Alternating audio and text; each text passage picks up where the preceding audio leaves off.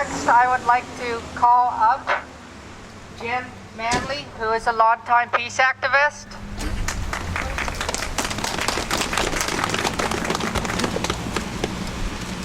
Thank you very much, and I'd like to thank the people who organized this protest, and I'd like to thank all of you for coming out and supporting it.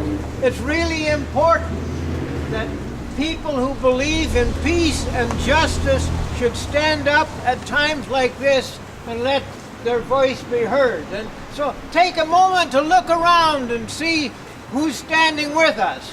Just look around. We're important to one another. I'm going to give you a bit of colonial history today. Diane Brown already mentioned it, but I'm going to give you a bit of history.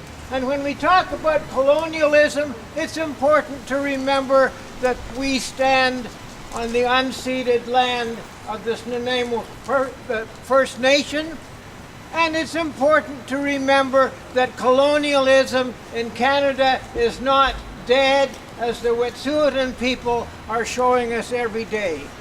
In 1951, the people of Iran elected Mohammad Mossadegh, who was a strong believer in democracy, who believed strongly that his people, the Iranians, needed a better deal. He saw the misery and poverty of them, and at the same time he saw the wealth of Iran being siphoned out by the Anglo-Iranian Oil Company, which had a monopoly that went back 50 years. And as a result, when he was elected Prime Minister, one of the first things he did was to have a motion passed, and it passed unanimously with all parties supporting it, to nationalize the Anglo-Iranian Oil Company. This did not please the Brits one little bit. Just recently, they'd nationalized their own coal and steel companies.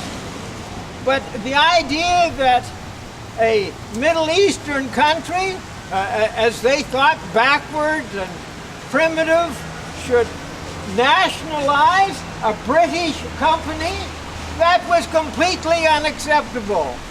And they looked at their different options and they decided that the thing they had to do was to overthrow the government. However, Mossadegh found out about that. He closed the British embassy and evicted the people who were responsible. The Brits were stymied. What could they do? But then, a miracle. John Foster Dulles was appointed Secretary of State in the United States. And they contacted him. And they asked for the United States to help them to overthrow Mossadegh. And Dulles wasn't convinced that this was a good idea until they persuaded him that this was a communist issue. And Foster Dulles was very, very concerned about communism. This is communism. Although the Communist Party in Iran was small, and there were no members of the Communist Party in Mossadegh's cabinet. But the CIA was given responsibility for the coup. And they had buckets of money that they took and they used it to bribe people who were members of parliament, to bribe clerics, newspapers, and also to organize mobs that went into the streets of Tehran. And some of the mobs had signs saying, "Long live Mossadegh and communism." Other mobs fought against them and were on the other side. And this created a kind of a sense, especially in the international press, that civil society had disintegrated in Iran. And we've seen that same sort of thing happening in Venezuela and other countries as well. It's a well-known process. And then on a day in August 1953, the mob attacked the Central Police Station, the national offices, and they took control of the radio station, and a general who was a conspirator said that he had orders from the Shah that he was now the prime minister and Mossadegh had been deposed. They managed to arrest Mossadegh. They tried him for treason. They didn't dare to execute him because he was too well known. An American ambassador had said that Mossadegh had between 95 and 98% of the support of the Iranian people. That's an American ambassador reporting back to his own country. So they didn't dare to execute him, but they imprisoned him for 3 years, and for the rest of his life he was under house arrest.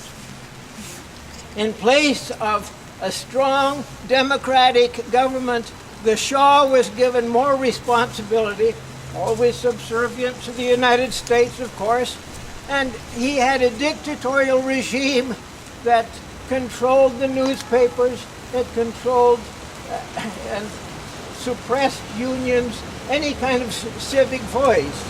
The only part of society that he did not control was the mosques. And in the mosques, a movement began of fundamentalist Islamic people who were very concerned about this. And over the years this grew, and the anti-American feeling became very strong. And in 1979, Ayatollah Khomeini overthrew the Shah and established a new regime. And at that time, well, that's another story. I'm going to leave it there. But this shows that the beginning of what we're talking about today goes back 70 years, and the basis of it is oil, and it continues to be the basis of American intervention around the world. Thank you very much. Thank you. Thank you.